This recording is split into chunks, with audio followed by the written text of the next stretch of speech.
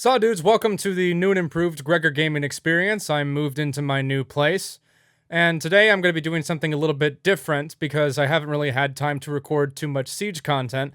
I'm doing something that's completely removed from Siege gameplay and talking about the historical connection between one of the units of Rainbow Six and their real-life escapades, specifically the GIGN from France. But before that, I'd like to talk about this video's sponsor. You guys already know.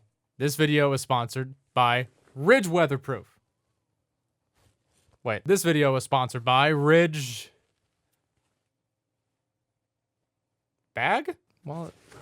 Bag. Ridge Wallet Bag. The Ridge Weekender is a high-quality, weatherproof duffel bag with an antimicrobial lining on the inside for your dirty, stinky laundry, and a charging port on the side for your electronic devices that won't get wet on the inside.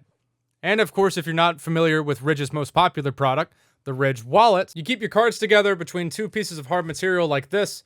There's an elastic band separating them, and there's either a cash strap or a money clip on the back for your cash. All Ridge wallets have a lifetime guarantee, and if you don't like them, you can return them absolutely free. Both the Ridge... hold on. Okay, that's a lot better. Both the Ridge Weekender and the Ridge Wallet come with free shipping and handling. To get 10% off, go to ridge.com/Gregor and use the code Gregor at checkout. Thanks again to Ridge for sponsoring this video. Groupe d'intervention de la Gendarmerie Nationale.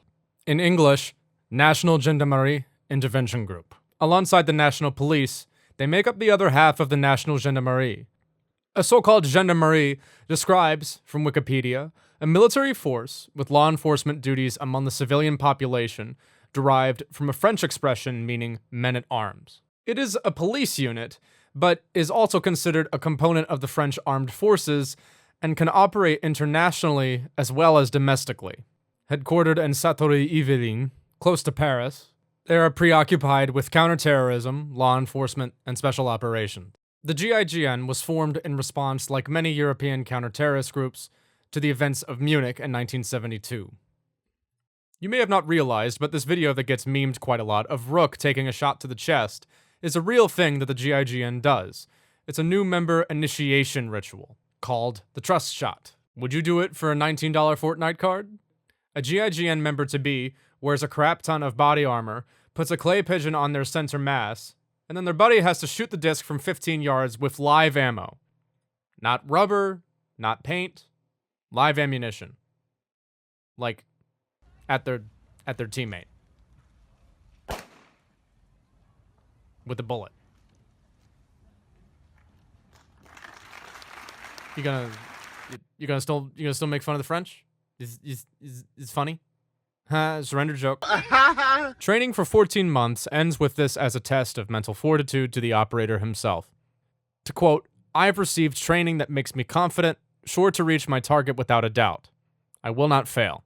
He trusts me, he will not move. For fear or bad reflex, the second I fire.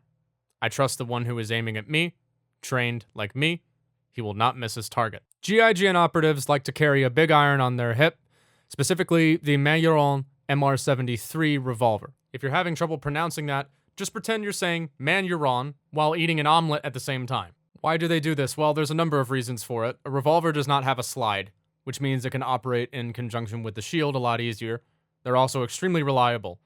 Nowadays, the disparity isn't there, but in the 70s, semi-automatic handguns were more prone to oopsie-daisies and fucky-wuckies. A great resource on this has been Gun Jesus himself, Ian McCullum, at Forgotten Weapons. Check out his video at the link in the description. It's a double-action revolver, and an operative can carry it cocked and locked, which is a fancy way of saying they can pull the gun out of their holster, pull the trigger, and then a bullet comes out. Why would they be running around with their guns with their safeties off, you might ask? Well, the French operatives would probably respond to you with something like this. In all seriousness, these guys are the best of the best and desired that ability to draw and fire without having to interact with anything but the trigger if they needed to. Another advantage of the big iron is the ammunition that it fires. Typical semi-automatic handguns of the time often used full metal jacket ammunition, which could overpenetrate and hit some poor bastard on the other side of the bad guy the operatives are engaging with.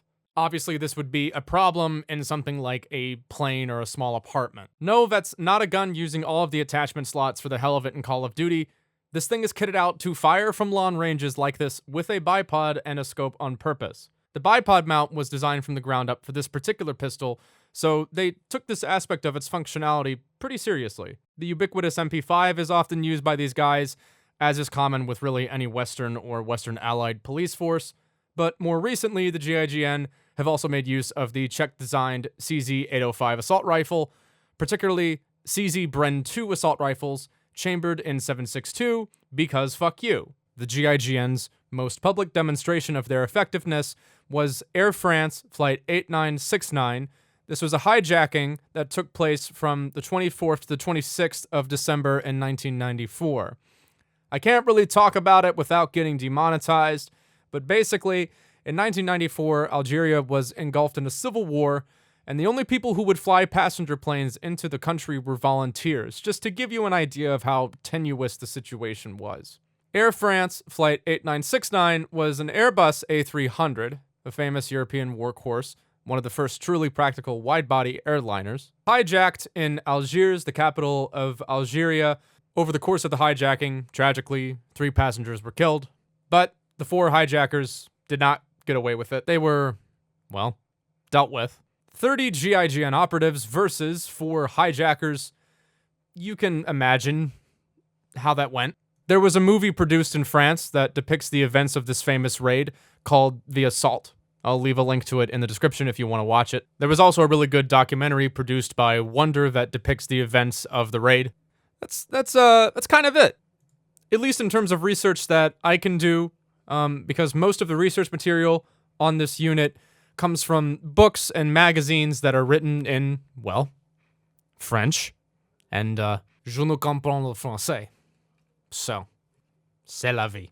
Now, I do like making historical content like this within the constraints of what I can do concerning the YouTube algorithm, since the topics are often somewhat sensitive. But if you want to see more videos like this, let me know. And let me know what units you would also like to see covered in videos like this in the comments below. The streams will come back soon. Unfortunately, the cables that I have, some of them have worn out and they make this really bad sounding like... And, yeah, that's obviously not good. I'll see you guys in the next video. Until then, deuces.